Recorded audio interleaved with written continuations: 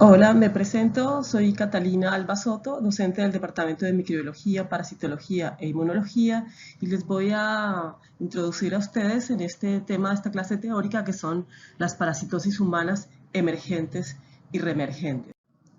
Bueno, vamos a empezar contándoles los contenidos de esta clase teórica. Para empezar, vamos a hacer una introducción en la cual vamos a dar una definición de qué son estas parasitosis emergentes y reemergentes y a mencionar un poco los factores que determinan su aparición o reaparición. Después vamos a recordarles que existen otras parasitosis emergentes y reemergentes que son eventualmente más prevalentes y que las van a ver mencionadas o las van a conocer en otros se las vamos a introducir en otros seminarios y otras clases teóricas, por eso no se mencionan acá. Y finalmente, en esta clase teórica, sobre todo vamos a hacer a mención algunas parasitosis que son menos frecuentes, pero no por ello menos importantes, porque justamente vamos a ver que algunas de ellas tienen una morbimortalidad importante y que el poder pensarlas, poder diagnosticarlas, eventualmente pueden ayudarnos a mejorar el curso de la enfermedad o evitar la muerte. Bueno, vamos a hablar entonces de estas parasitosis emergentes y reemergentes causadas por protozoos, algunos de ellos amebas de vida libre. Vamos a mencionar en particular a Naegleria, Fowleria, Cantamoeba y Balamutia mandrillaris, pero también vamos a mencionar a Valentidium coli. A su vez, estas parasitosis emergentes causadas por nematodes, dirofilariasis, ñatostomiasis, anisakiasis y finalmente enfermedades causadas por cestodes, difilotriasis y esparganosis. Entonces, como les decía, vamos a hacer una definición de las parasitosis emergentes. ¿Qué significan? Las enfermedades infecciosas humanas emergentes y reemergentes, hablo de las enfermedades en general, son por definición las que han aparecido en una población en el pasado reciente o que hayan existido pero que están aumentando rápidamente en incidencia y o cambiando su distribución geográfica. Y esto por diversos factores. ¿Qué factores pueden ser responsables de que haya una aparición o reemergencia de estas parasitosis? Estos factores vienen de hay de diferentes tipos.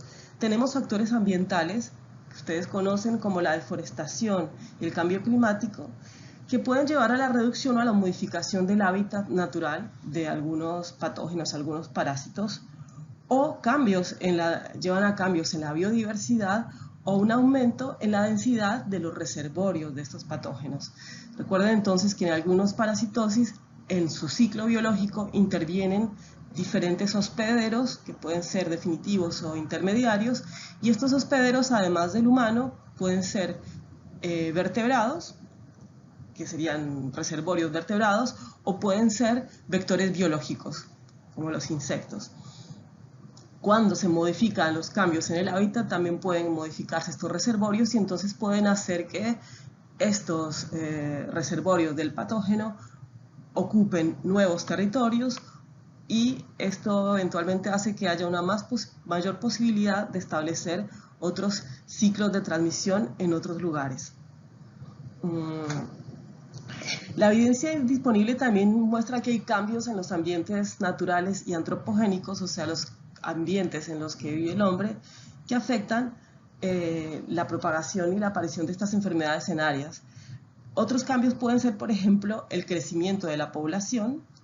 Si nosotros hablamos de que el cambio en los reservorios puede ayudar a que se establezca un ciclo de transmisión, obviamente el crecimiento de la población humana que se acerca a lugares en donde antes no se encontraba también es un factor que aumenta las chances de que se forme un nuevo ciclo de transmisión. A su vez, la intensificación de la actividad agrícola y la invasión humana de los hábitats de vida silvestre, o sea, por un lado está el corrimiento de la frontera agrícola, que hace que estemos mucho más cercanos a esos reservorios vertebrados e invertebrados de patógenos, y la invasión humana de los hábitats silvestres por cuestiones de explotación, de turismo, son cada vez más frecuentes, porque también el mundo está cada vez más densamente poblado. Y en ese sentido, actualmente no solo para los parásitos, sino para otras infecciones, se reconoce que hay un aumento global en la cantidad de infecciones zoonóticas y transmitidas por vectores. Es decir, tengamos en cuenta de que esto es dinámico. Por un lado, como vamos a mencionar más adelante, hay ejemplos de cómo las estrategias de control que se han podido llevar a cabo han logrado en algunos lugares reducir la incidencia de algunas parasitosis, enfermedades infecciosas, pero en otros lugares estos están francamente en aumento. Y globalmente, como lo estamos viendo ahora, también, ¿no? Factores sociales como la superpoblación, la interrupción de, movimiento de poblaciones, movimientos masivos de poblaciones, además, debido a desastres naturales provocados por el hombre, a conflictos territoriales, los movimientos masivos por motivos económicos, lo que puede estar pasando en campos de refugiados o lo que está pasando actualmente, por ejemplo, en la frontera con Estados Unidos. La migración de poblaciones a grandes centros urbanos contribuyen también a modificar el área endémica de determinadas parasitosis, que entonces establecen nuevos sitios de transmisión. También hay otros factores económicos que justamente tienen que ver con el crecimiento de la economía y de la globalización, que son las mayores tasas de comercio y de intercambio y de viajes en diferentes países y el comercio global de alimentos, tanto el comercio de carne, peces, aves, animales, como el comercio de vegetales. Por ejemplo, para mencionar ejemplos que vamos a ver acá, algunos animales reservorios de parásitos como peces se exportan y se consumen crudos o poco cocidos y son fuentes de algunos parásitos que vamos a mencionar acá, como los peces fuentes de anisakiasis o difilobotriosis, ¿sí?, que se introducen justamente a otros lugares por esa exportación y consumo. También está el consumo de frutas frescas, que pueden estar contaminadas, pongamos frambuesas o frutillas o arándanos, que pueden estar contaminados con quistes de coccidios intestinales u otros protozoos que proceden de países endémicos y que producen brotes en países no endémicos. El problema de todo esto justamente es la dificultad en el diagnóstico y tratamiento ante la dificultad de establecer un nexo epidemiológico, porque justamente por un lado el tratante no está tan alerta de que estas parasitosis ocurran porque no son endémicas y que el nexo tenga que ver con el consumo de determinados alimentos es algo que se tiene que pensar e interrogar cuando se hace la anamnesis. Y esto es justamente fundamental, vamos a ver, sobre todo en algunas parasitosis que son bastante complejas, porque el diagnóstico y el tratamiento efectivos tienen que ver con poder justamente identificarlas. Eso a su vez justamente nos lleva a reflexionar que hay otros factores que tienen que ver con cambios culturales que determinan la emergencia de algunas parasitosis. Por ejemplo, hay nuevas formas de consumo de alimentos como el pescado crudo, en ceviche o en el sushi, que se han incorporado actualmente a la dieta local. Todos más o menos consumimos esas cosas habitualmente, pero eso no ocurría hace unas décadas. Y esto nos deja más a riesgo de sufrir ciertas parasitosis. También está el consumo y la tenencia de fauna exótica, que son un factor justamente.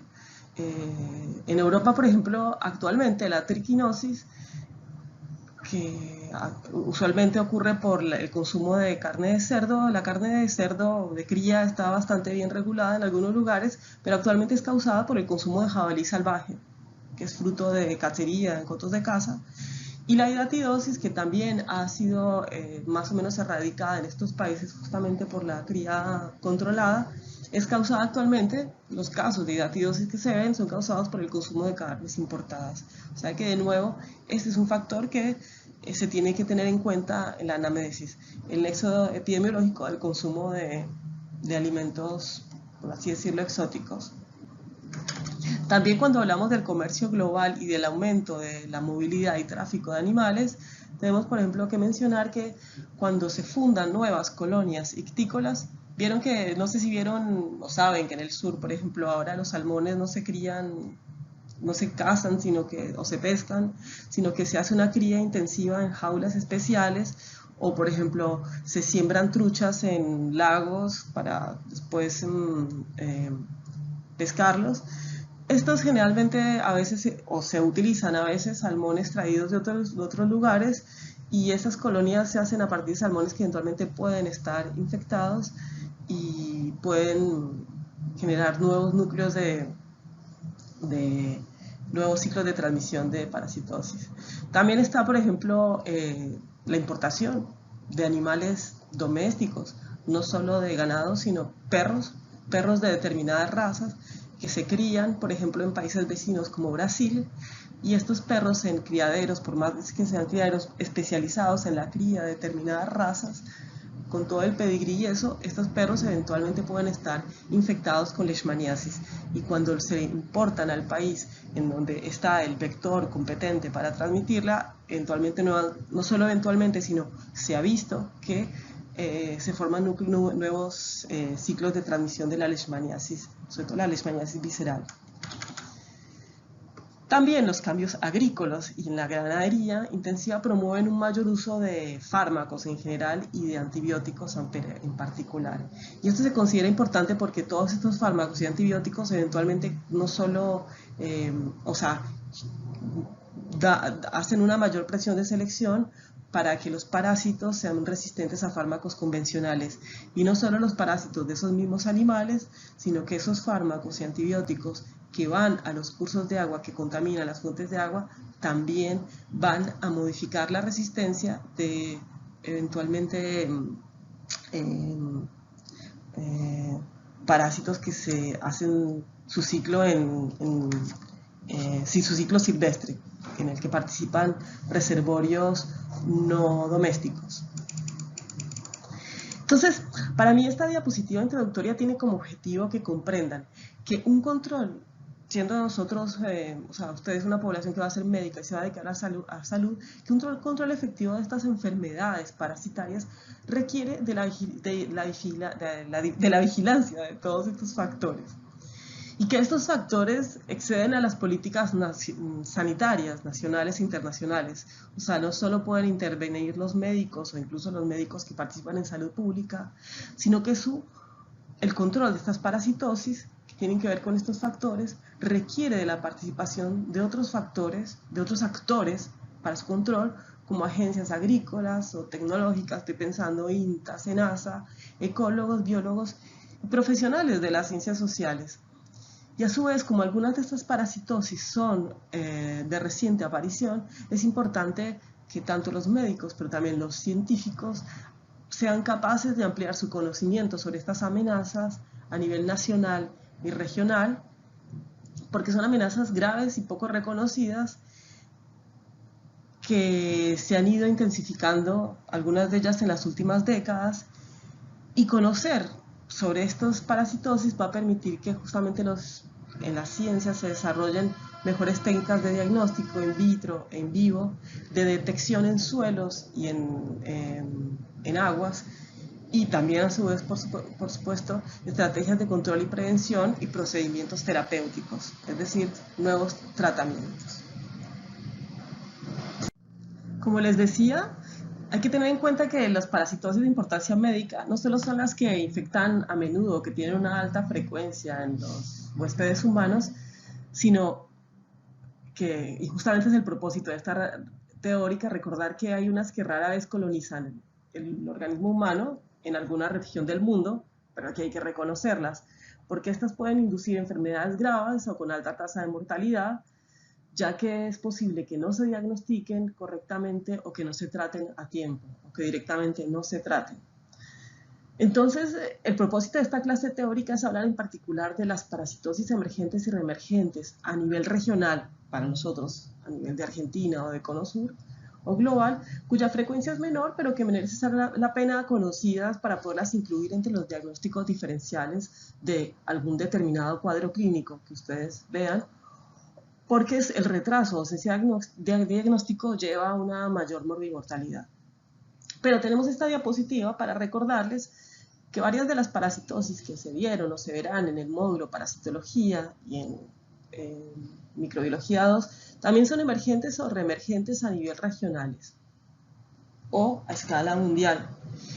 Es el caso, por ejemplo, de la enfermedad de Chagas, de cómo este La enfermedad de Chagas causada por Trypanosoma cruzi es un ejemplo de esta clasificación, de cómo esta clasificación es dinámica.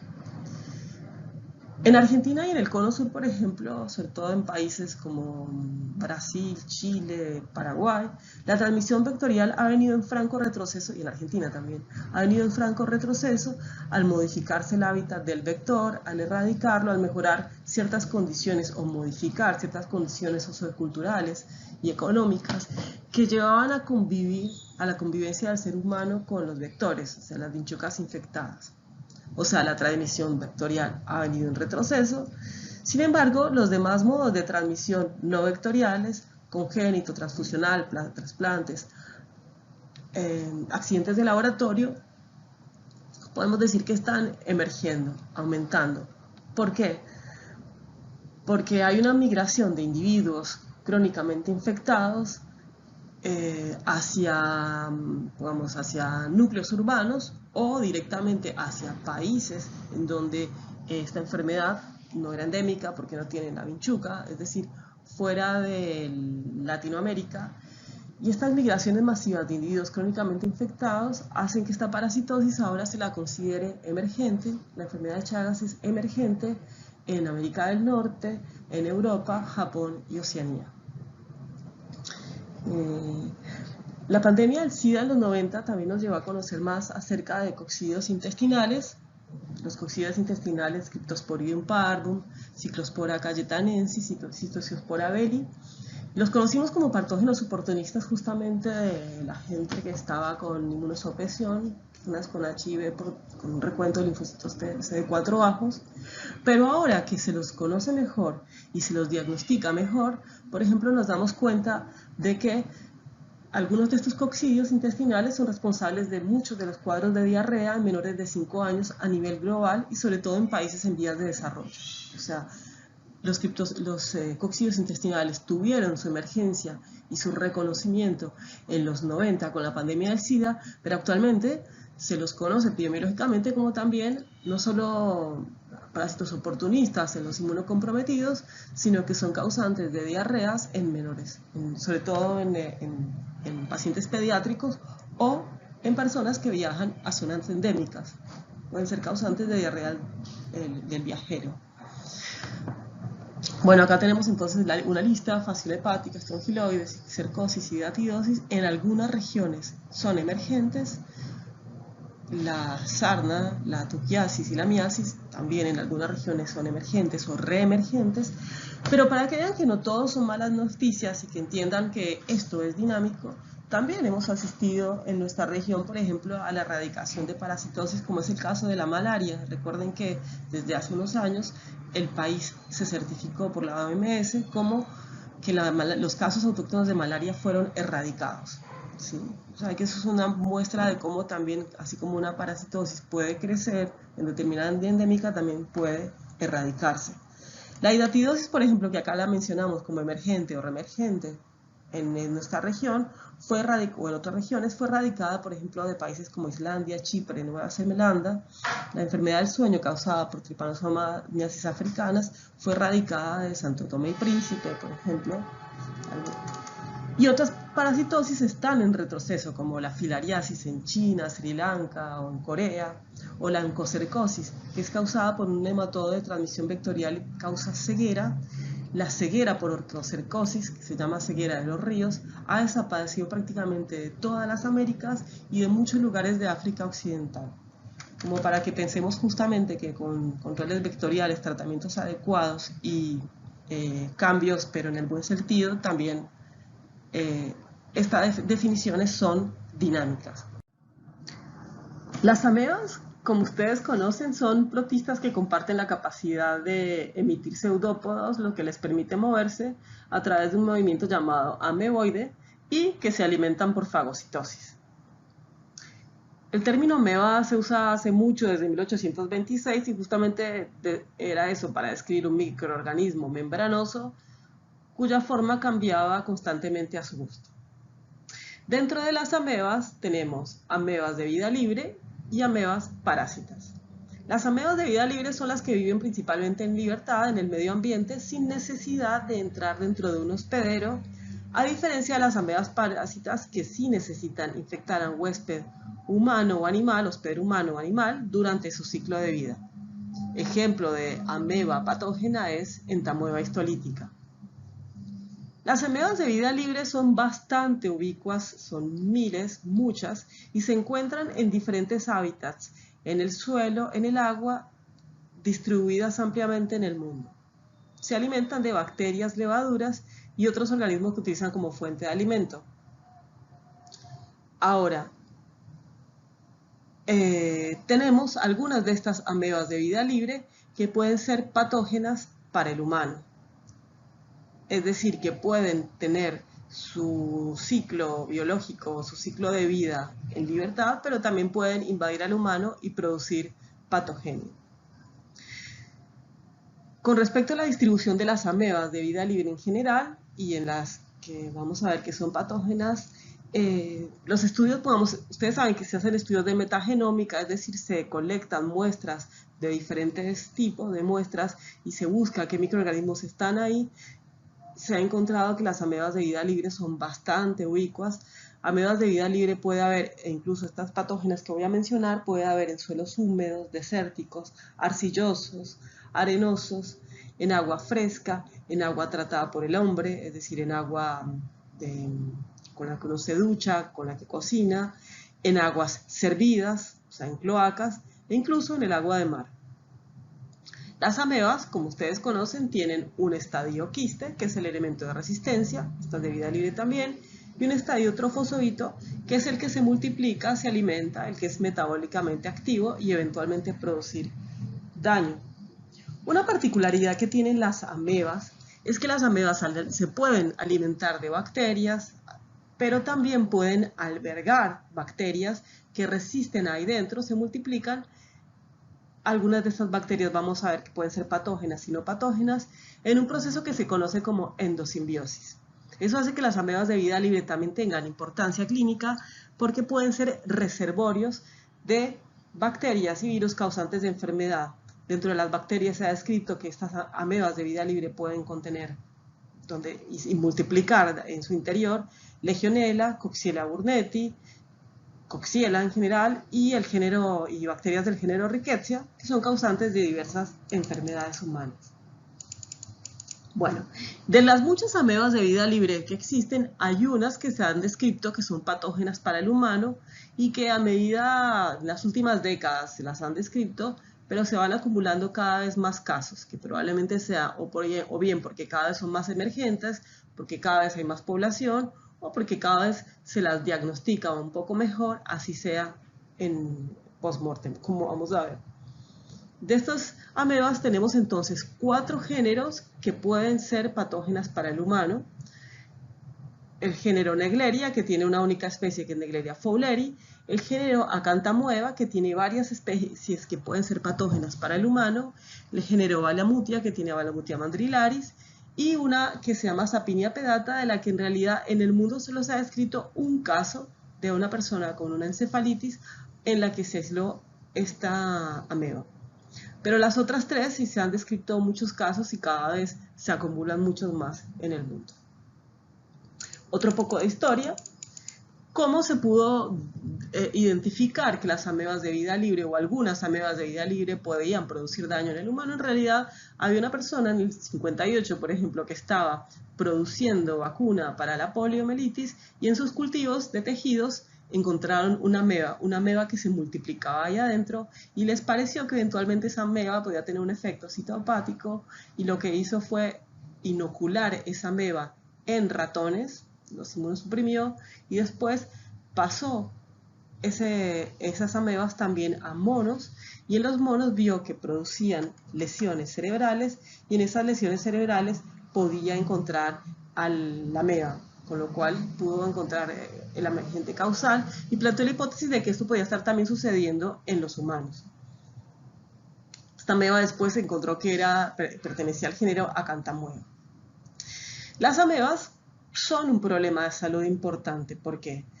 Porque justamente su presentación hace que sea, o justamente el desconocimiento de que la enfermedad que causan es producida por estas amebas, ya que son relativamente infrecuentes, hace que haya muchos errores y dificultades en el diagnóstico de enfermedades que son de curso progresivo o de curso agudo, pero con una alta mortalidad.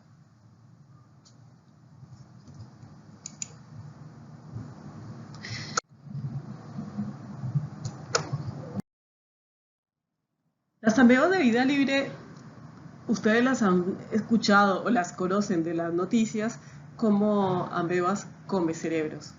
Vamos a ver un poco por qué. Pero recuerden entonces, acá un poco para resumir, para recapitular la introducción, son parásitos facultativos, es decir, que en vida libre se alimentan de bacterias, eventualmente entran en el humano, pero como están en vida libre, generalmente no hay seres vivos reservorios. Son enfermedades que suelen ser poco frecuentes, se las conoce poco o se las ve poco, pero la mortalidad es altísima y eso entonces hace importante que la reconozcamos y que la sepamos buscar para evitar esto. En cuanto a la epidemiología, tenemos que están, como les decía, son muy ubicuas, están distribuidas globalmente. Se sabe que la gente suele estar expuesta a este tipo de amebas, a las amebas de vida libre, ya que cuando se han hecho estudios serológicos hay una parte importante de la población a nivel mundial que puede estar expuesta. Y la profilaxis es difícil la profilaxis ¿por qué? Porque como son ubicuas y están en el agua, en el suelo, en el ambiente, van a ser difíciles de controlar. No es que podamos controlar al reservorio animal que suele ser el que habitualmente se infecta, acá no. No hay vacunas, obviamente, y al tener esa forma quística, que es el elemento de resistencia, van a resistir, por ejemplo, la cloración. Estas que se transmiten por el agua van a resistir a la cloración en el agua de las piletas o la cloración que se hace del agua que se potabiliza. Y después tenemos una gran cantidad de desconocimiento acerca de la patogenia, de por qué algunas personas se infectan y enferman a pesar de ser inmunocompetentes y por qué otras no. Eso tiene que ver con lo que les decía de la exposición. El nivel de exposición es mucho mayor que el nivel de enfermedad. Y finalmente tenemos el problema de la ausencia de tratamientos efectivos. Es decir, que si bien ahora se hace un diagnóstico más temprano, en algunos casos no siempre el mismo funciona. ¿Por qué se las conoce como amebas come cerebros? Porque tienen un tropismo particular por sistema nervioso central. Una de ellas, Naegleria, vamos a ver que es la que produce la meningoencefalitis amebiana primaria, que es de curso muy agudo y es altamente mortal. Y las otras, de las que vamos a hablar, Acanthamoeba y Balamutia, pueden producir una encefalitis de curso mucho más crónico e insidioso, que es la encefalitis amebiana granulomatosa, que no por ello no tiene una altísima mortalidad y se da principalmente en personas que tengan algún tipo de enfermedad de base o de inmunocompromiso, pero también puede darse en personas inmunocompetentes. Y tenemos finalmente la queratitis amebiana, que es típicamente, bueno, causada por Acanthamoeba y típicamente relacionada con el uso de lentes de contacto y sus productos contaminados. Ahora sí vamos a pasar entonces a hablar de la primera de estas amebas de vida libre, Naegleria fowleri. Naegleria fowleri hace un ciclo directo. Vamos a ver que tiene 3 estadios morfológicos en su ciclo de vida. Un estadio quiste, que es el elemento de resistencia, que es redondo, de pared fina y que tiene un único núcleo, y 2 estadios trofozoitos. Uno que es el trofozoito ameboide típico con unos pseudópodos bastante redondeaditos, y otro que es un estadio flagelado que le sirve a veces para, en condiciones adversas, nadar para encontrar nuevas fuentes de alimento o nuevos hospederos. El estadio infectante va a ser el trofozoito, eventualmente el quiste, pero sobre todo el trofozoito, que está libre en el ambiente. Y esta Naegleria típicamente se la describe como presente en lagos, piletas, agua de red de aire acondicionado. Naegleria fowleri es termófila, es decir, le gustan los ambientes cálidos, por eso se asocia la infección con nadar en aguas, en lagos, en piletas, en climas cálidos o en temporadas calurosas. Pero también puede estar en el suelo, en el polvo o en la tierra, entonces eso hace un poco difícil de pensarlo. La vía de infección va a ser nasal y la enfermedad que causa Naegleria fowleri es una meningoencefalitis amebiana primaria. Es una enfermedad aguda, fulminante y rápidamente fatal que va a ocurrir generalmente en niños o adultos jóvenes previamente sanos. Eso es lo típico y lo bastante trágico del asunto, que tienen antecedentes de nadar, bucear o hacer actividades recreativas en aguas dulces y piscinas contaminadas. Ingresa por la nariz, o sea que un antecedente importante es que la persona no use ningún tipo de careta o algo que le impida tomar agua por la nariz. Pero bueno, nadar es algo que casualmente siempre termina haciendo que que ingrese agua por los conductos nasales. También hay otras especies de Naegleria que pueden causar infección en animales, pero nunca se han identificado en humanos. Como les decía, puede haber casos de Naegleria fowleri causada por agua doméstica contaminada que se usa para bañarse, pero en todos los casos la ameba tiene que ingresar por los conductos nasales, adherirse a la mucosa olfatoria, migrar a través de la placa piriforme para alcanzar los nervios olfativos y así llegar al encéfalo. El curso es bastante abrupto. La muerte puede llegar a ocurrir entre 7 a 10 días, causando una necrosis fulminante del cerebro, que lo que vemos acá en esta muestra de autopsia. Y en el cerebro solo vamos a encontrar trofozoitos.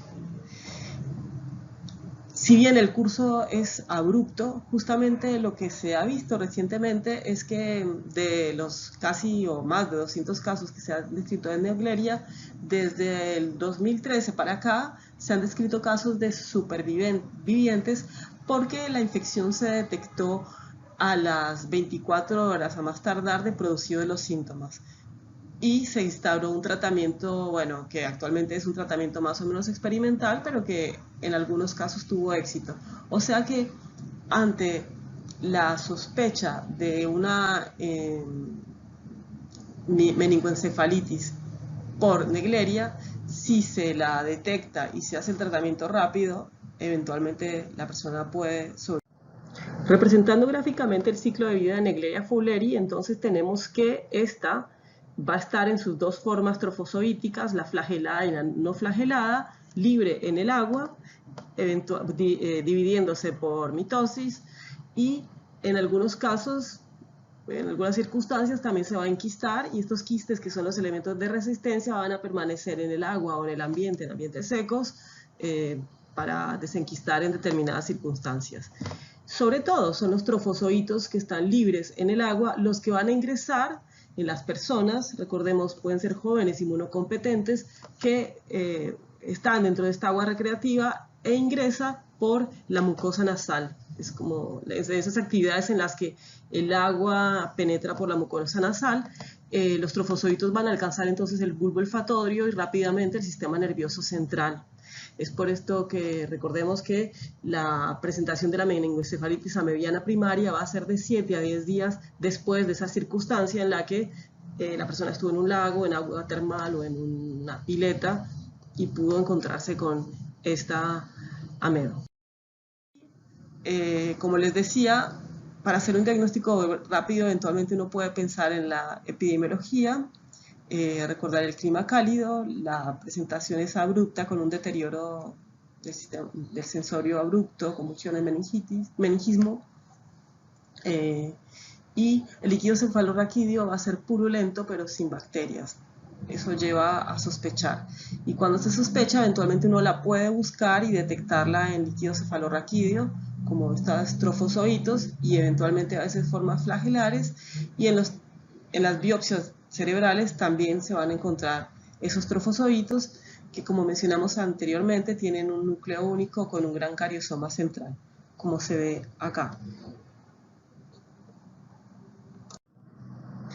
Acanthmueva es una de las amebas que más comúnmente se aíslan en muestras ambientales. Está en una gran variedad de hábitats, sobre todo, bueno, asociadas al agua doméstica, agua en hospitales, agua en centros de salud, en el aire, en el suelo. y, como vamos a ver en su forma patógena, hace un ciclo directo. Tiene dos estadios morfológicos diferentes en su ciclo de vida, como las demás, un quiste y un trofozoito. El quiste tiene una forma muy particular. El quiste es un quiste que tiene dos paredes, una pared externa que es así como arrugada, festoneada, y una pared interna que es poligonal, o sea, tiene forma o triangular, o cuadrada, o hexagonal, o es un pentágono, como se ve acá, con un núcleo único. Y los trofozoitos son trofozoitos pleomórficos, o sea, pueden tener cualquier morfología. Tienen un gran cariosoma central sin cromatina periférica. No sé, cuando ustedes vean entamoeba histolítica y otras amebas no patógenas comensales, van a ver que el núcleo tiene estas características, o bien tiene un cariosoma central y la cromatina periférica, y ese es el núcleo en rueda de carro que tiene justamente entamoeba histolítica. Acá no hay cromatina periférica, que es algo bastante característico. Los pseudópodos, cuando los emite, ¿se acuerdan que en Naegleria decíamos que los pseudópodos tenían como extremos redondeados, bulosos? Acá suelen ser espinosos, hacen esas espinitas y en varias direcciones. No hay una forma flagelada y el citoplasma suele tener vacuolas. El trofozoito es la forma que se divide y se crea, y que es la que se encuentra principalmente en la etapa infecciosa. Los quistes es algo muy importante, como les había mencionado, son resistentes a diferentes biocidas, o sea, las cosas que, los elementos, los productos que se usan habitualmente para decontaminar aguas, resisten la cloración y resisten a un amplio espectro de antibióticos. Fíjense que hablamos de que también pueden contaminar soluciones oftalmológicos, equipos que se utilizan, hacen biofilms sobre equipos que se utilizan en diferentes procedimientos médicos o paramédicos, equipos dentales, endoscopios, equipos de diálisis, nebulizadores. Esos antecedentes, por eso, como son mucho más ubicuos que las otras, esos antecedentes son importantes para pensar que en una infección por acantamueva. Varias especies de acantamueva pueden, como les dije, es un género que tiene varias especies que pueden producir finalmente encefalitis amebiana granulomatosa, acantamebosis cutánea y queratitis amebiana. La vía de infección, ahora más adelante vamos a repasar el ciclo, puede ser orofaringia, que de ahí pasa a vía hemática, puede ser por piel o puede ser a través de mucosas. Eso es una diferencia importante con Naegleria fowleri, que ingresa únicamente por el epitelio olfatorio, por vía nasal, por los conductos nasales. Esta tiene diferentes vías de infección. Y la enfermedad, como vimos, el espectro de enfermedad es un poco más amplio, puede no dar enfermedad, puede dar una queratitis amebiana, puede producir lesiones granulomatosas en piel o pulmón, o la encefalitis amebiana granulomatosa, que se da sobre todo en inmunocomprometidos o personas con enfermedades base. La queratitis amebiana es una infección de la córnea que puede poner en peligro la vista porque va a producir justamente esa lesión importante, y se da sobre todo en usuarios de lentes de contacto que eventualmente utilizan líquidos contaminados. La encefalitis granulomatosa por acantamueva es una infección progresiva, crónica, y que es poco frecuente, pero que además del sistema nervioso central puede estar asociada con enfermedad pulmonar. Para que una persona que contrae acantamueva tenga esta enfermedad, suele suceder que son personas, no digo que todas las veces, asociarse a una enfermedad debilitante subyacente, una enfermedad de base, algún tipo de inmunodepresión. Más allá de los pacientes con VIH, SIDA, también tenemos diabéticos, trasplantados, personas con quimioterapia, usuarios de drogas recreativas y otros tipos de enfermedad de base. Además, en la acantamebosis cada vez se describen más lesiones cutáneas causadas por esta ameba de vida libre, este parásito facultativo. Y suele estar asociada justamente a veces a la presencia o precede a la aparición de la encefalitis granulomatosa por acantamueva. Las manifestaciones cutáneas son, por ejemplo, la presencia de múltiples nódulos eritematosos duros pápulas o que se ulceran al final a lo largo del cuerpo del paciente.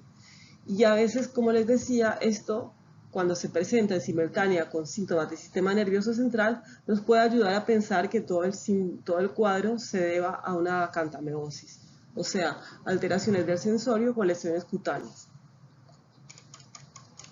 De la patogenia se sabe que la acantamueva tiene una buenísima capacidad de adherirse a células epiteliales corneanas a través de proteínas de unión amanosa. Se puede, y esto, o sea, la presencia en las acantamuevas de ciertos factores de virulencia que tienen que ver con la adhesión hace que algunas acantamuevas justamente sean patógenas y otras no. O sea que esa adhesión es un factor de virulencia, esa capacidad de adherirse. Y de hecho, acantamueva lo que tiene son unos N-glicanos inusuales o particulares que le permiten hacer interacción con las lectinas del huésped.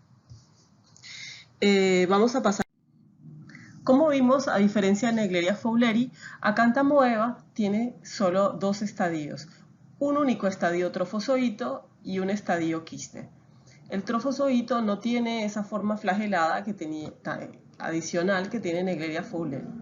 Los trofozoitos, acá vemos en el estadio de vida libre, se replican en el ambiente por mitosis y pueden estar en medio líquido, en el agua, o pueden también estar formando biofilms en distintas superficies.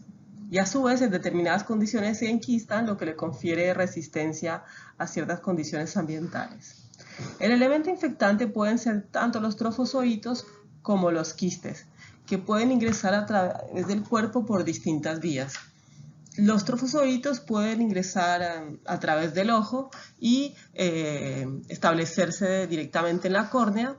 Puede haber un pasaje por vía nasal al tracto respiratorio bajo, o también una forma de ingreso que tienen es a través de piel con lesiones o ulcerada.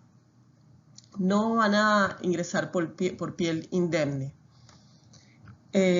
Cuando ingresa la acantamueva en el ojo puede causar esa queratitis grave, que puede ocurrir también en personas sanas y especialmente en los usuarios de lentes de contacto. Cuando ingresa a través del sistema respiratorio o a través de la piel, puede hacer una invasión sistémica y terminar infectando el sistema nervioso central por diseminación hematógena, lo que a largo plazo va a producir una encefalitis a mediana granulomatosa. Es por esto que algunas veces en la presentación que se ve de esta encefalitis es precedida por las lesiones en piel o por una presentación pulmonar. Aunque la enfermedad diseminada o la enfermedad cutánea puede también concurrir con la encefalitis.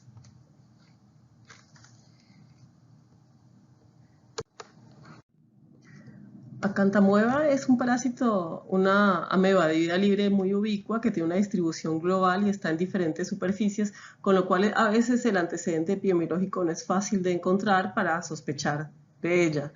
Pero sí, por ejemplo, justamente al formar esos biofilms sobre lentes de contacto, equipos de diálisis y dentales, por ejemplo, ese es un antecedente que eventualmente hay que tener en cuenta en el caso de los lentes de contacto, especialmente para la queratitis mediana, ¿no? Pero también, bueno, pero lo más importante es la clínica acá, y es que a diferencia de lo que pasa con Naegleria, que tiene un curso abrupto, acá tenemos una clínica que es progresiva, una presentación que va desde el ingreso inicial hasta que se produce, por ejemplo, la encefalitis granulomatosa, pueden tardar semanas o meses. Y a su vez la úlcera corneana tarda menos tiempo en aparecer, pero no aparece de manera abrupta. Tampoco tenemos unas características del líquido cefalorraquídeo que nos hagan pensar que estamos frente a acantamueva, pero para encontrarla se tiene que buscar trofozoitos y quistes en biopsias de córnea o biopsia cerebral, o eventualmente se lo puede hallar en líquido cefalorraquídeo. Acantamueva, como también es una ameba de vida libre, puede cultivarse en medios especiales, y también para hacer el diagnóstico incluso a nivel de especie se puede hacer PCR. Como ven acá se pueden ver esos trofozoitos, los trofozoitos uninucleados, pero también los quistes, que tienen esa forma de bicapa. Y ahora tenemos a Balamutia mandrilaris. Balamutia mandrilaris es otra ameba de vida libre que, eh, que se encuentra naturalmente en el medio ambiente.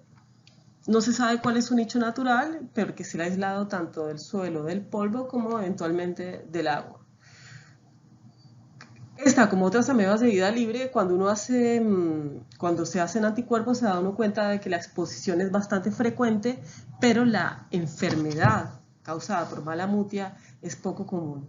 La infección se produce por inhalación de quistes en el aire o inoculación cutánea y estos microorganismos viajan, quistes o trofozoitos, quistes que se diferencian de trofozoitos, viajan desde el tracto respiratorio inferior y senos nasales o penetran por la piel por vía hematógena, llegan a las meninges y al cerebro, y también se ha postulado que pueden directamente por vía nasal llegar al bulbo olfatorio y ahí llegar al sistema nervioso central.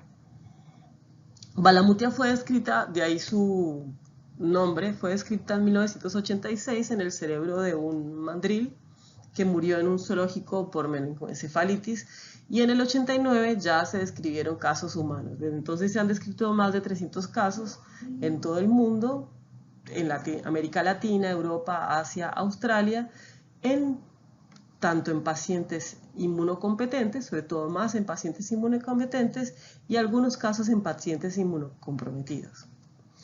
En este caso, el último caso, por ejemplo, justamente tenemos que en Estados Unidos se ha descrito 3 casos de infección por Balamutia por trasplante de tejidos infectados. Y en Estados Unidos también hablan de que justamente la población hispana está mucho más, o sea, que la infección por Balamutia es mucho más frecuente dentro de la población hispana.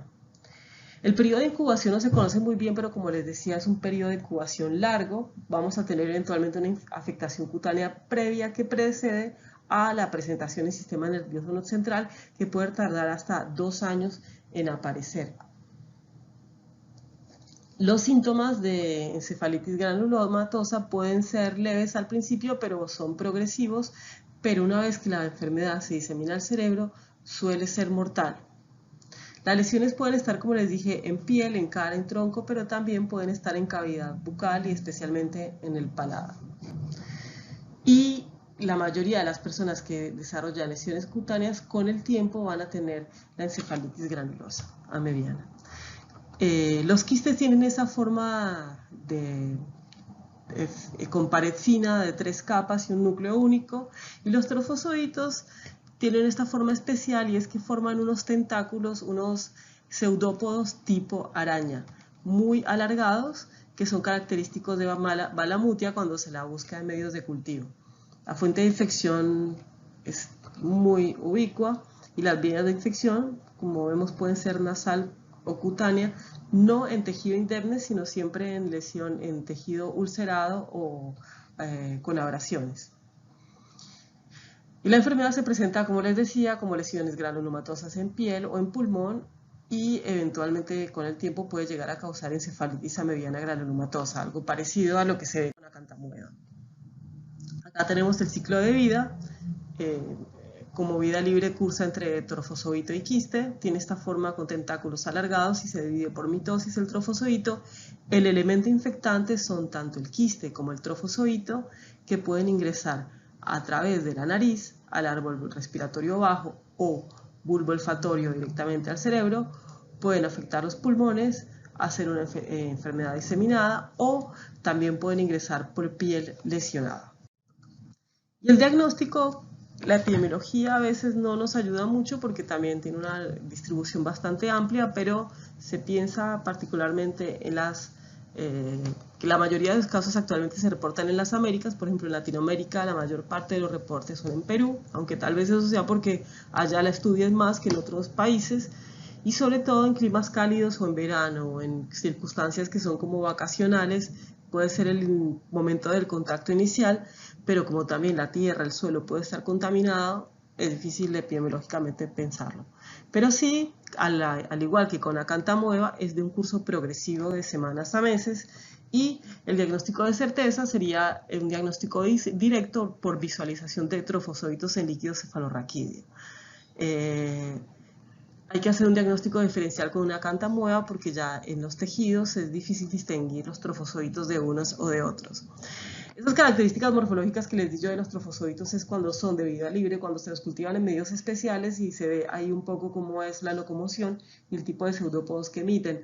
Obviamente que en el tejido, dentro del tejido, los trofozoitos tienen una forma un poco más en cortes, se ven más rígidos, todos tienen un núcleo único, un cariosoma central, difícil de distinguirlos. Salimos de las amebas de vida libre y pasamos de nuevo a un parásito obligatorio, que es Balantidium coli, que es el causante de la balantidiasis, que es el único ciliado conocido que parasita a los humanos. Los ciliados son protozoarios, protozoos más organizados que los que hasta ahora vimos.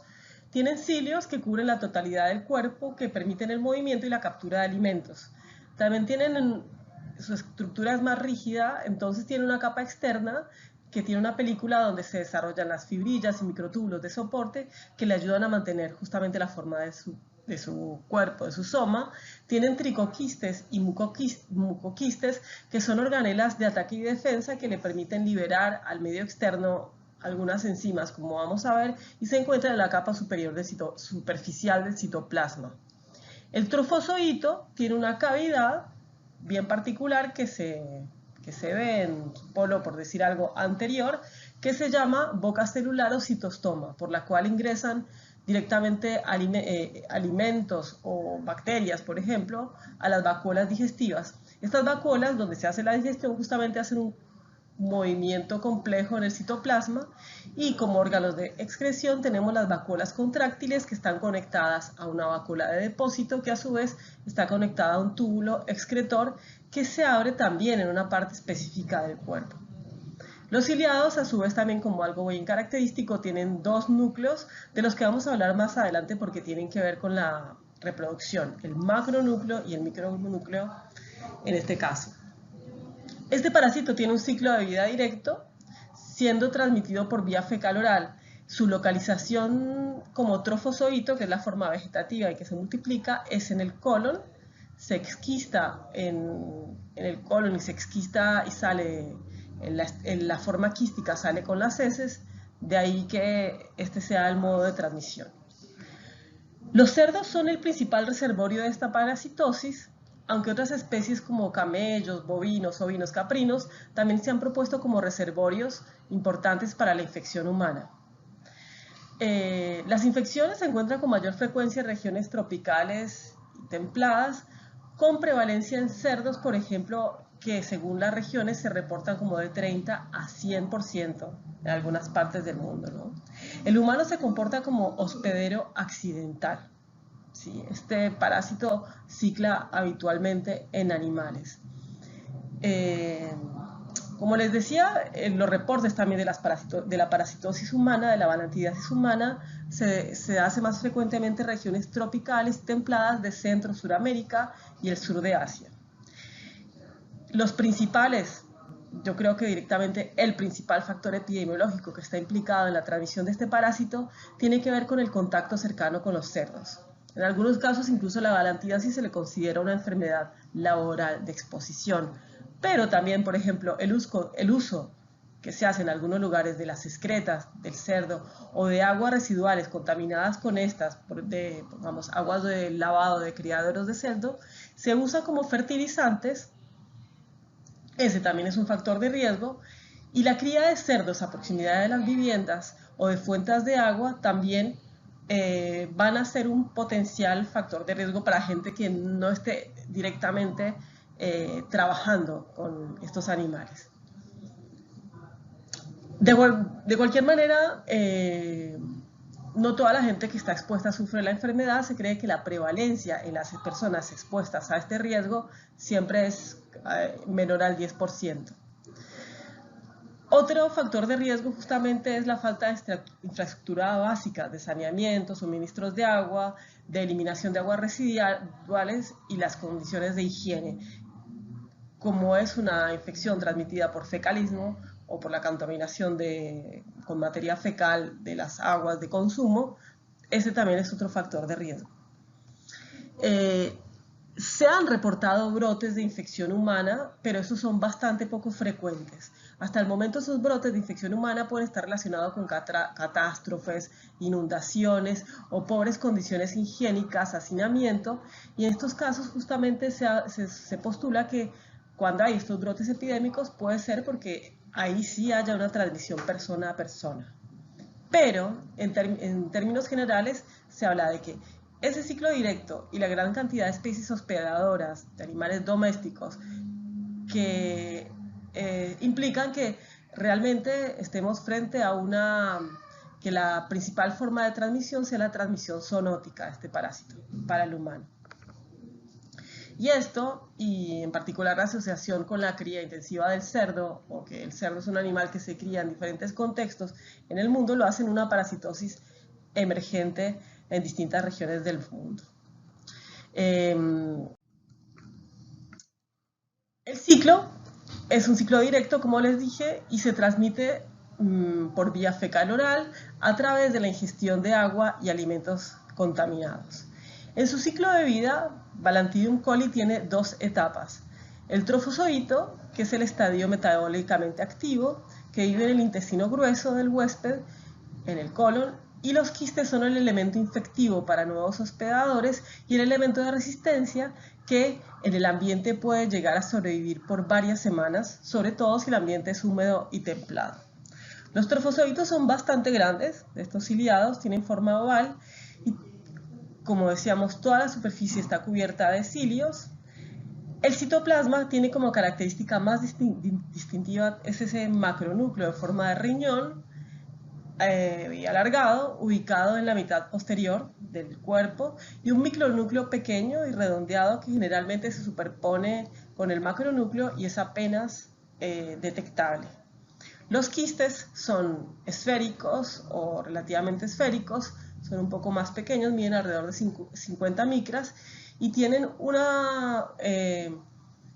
y si bien tienen macro o micronúcleo, estos están superpuestos y son difícilmente observables por separado. En cuanto a la presentación clínica de Balantidium coli, tenemos que las infecciones por este patógeno pueden ser asintomáticas o sintomáticas. Como saben ustedes, el problema de las infecciones asintomáticas es que no son detectadas, pero la eliminación de quistes es frecuente en estos casos y hace que, bueno, se pueda facilitar la transmisión. Pero bueno, puede ser asintomática o sintomática. Los casos sintomáticos pueden ser crónicos, con diarreas intermitentes o agudas en formas disentéricas que pueden ser invasivas y fulminantes y eventualmente con un riesgo de vida. Balantidium coli lo que va a hacer es que tiene esa capacidad de invadir la pared intestinal. La forma más común de la lantidiosis crónica se caracteriza por que haya colitis con trastornos abdominales inespecíficos, lo que nosotros llamamos síndrome enteroparasitario inespecífico, diarrea, dolor, náusea, vómitos con remisión, pero cuando la forma es disentérica realmente hay una forma invasiva en la cual va a haber moco y sangre en las heces, va a haber dolor rectal y complicaciones que pueden incluso llegar a hemorragias y perforación intestinal. ¿Sí?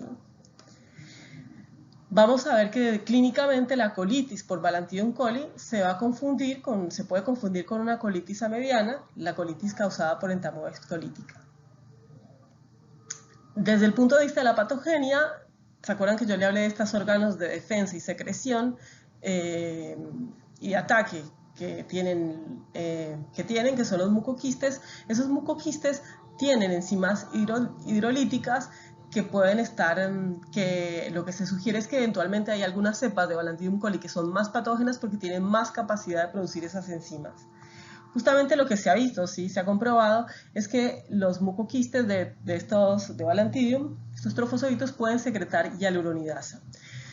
Si la cantidad de hialuronidasa que se secreta no es suficiente, y además la capa de mucina del colon es lo suficientemente densa, Es muy poco probable que el parásito pueda invadir la pared intestinal, se va a quedar el trofozoito en la luz, alimentándose de bacterias, de alimento, y la infección puede ser asintomática y cada tanto estos trofozoitos que se multiplican y se dividen van a pasar a quistes y al ambiente. Sin embargo, vamos a poder tener dos condiciones. Una, que la capa de mucina del huésped esté adelgazada, y otra, que estos mucoquistes de estos trofozoitos de Balantidium tengan una capacidad superior de secretar estas enzimas como la hialuronidasa que rompen el tejido conectivo. Y ahí sí, en estas infecciones el parásito puede penetrar, romper la integridad de la membrana y penetrar a la mucosa. Estos trofozoitos ahí en la mucosa van a causar inflamación, ulceración de la mucosa y la submucosa, van a producir entonces úlceras en sacabocados, úlceras que van a ser superficiales, que eventualmente se profundizan, que se pueden formar abscesos en la submucosa o hemorragias, e incluso en esas lesiones, ahí sí, en biopsias alrededor de estas lesiones, de estas úlceras, vamos a encontrar una gran cantidad de trofozoitos en los bordes de la lesión.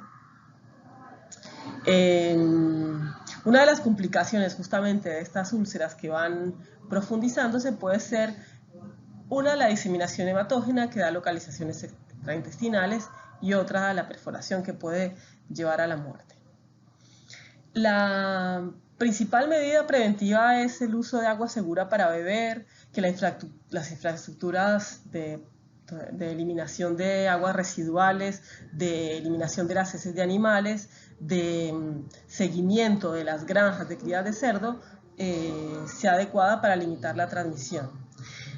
Y ahora sí, en cuanto a la particularidad que tiene Balantidium, que vale la pena mencionar, es que tiene, como les decía, un aparato nuclear que está formado por dos núcleos. El macronúcleo, que es el núcleo vegetativo, y el micronúcleo, que es el núcleo generativo. El macronúcleo, vamos a ver que es responsable de sintetizar proteínas, y el micronúcleo participa en un proceso de reproducción sexual. Y es que efectivamente Balantidium coli, como los ciliados, tiene dos formas de reproducción. Puede hacer una reproducción asexual, que es parecida a la que hacen otros protozoarios por fisión binaria, pero también hace una forma de reproducción sexual, que es una forma de intercambio genético que se llama conjugación, aunque es una conjugación diferente a la conjugación de las bacterias. Por ejemplo, acá tenemos dos protozoos distintos que lo que hacen es dividir por mitosis su micronúcleo, por eso decimos que el micronúcleo es el que hace el responsable del proceso sexual. Cada uno de ellos divide su micronúcleo 4 veces, después se descartan 2 micronúcleos, y lo que hay es en algún momento el intercambio entre dos células distintas de este material genético de los micronúcleos, ¿sí? Entonces cada uno va a tener un micronúcleo propio y un micronúcleo aportado por el otro Balantidium. El macronúcleo original de cada una de ellas desaparece y uno de los micronúcleos toma su lugar, y así tenemos entonces un proceso de intercambio genético. Este proceso, como les decía, se conoce como conjugación. Finalmente, recordemos que como todos estos parásitos que hacen ciclo directo y son enteroparásitos, estos protozoos que salen al ambiente, una forma de diagnosticarlos es buscar quistes o trofozoitos en materia fecal. Los trofozoitos se pueden observar con mayor frecuencia, sobre todo cuando tenemos las formas sintomáticas, heces diarreicas y disentéricas, mientras que los quistes son los que vamos a encontrar habitualmente tanto en los portadores sintomáticos como los asintomáticos.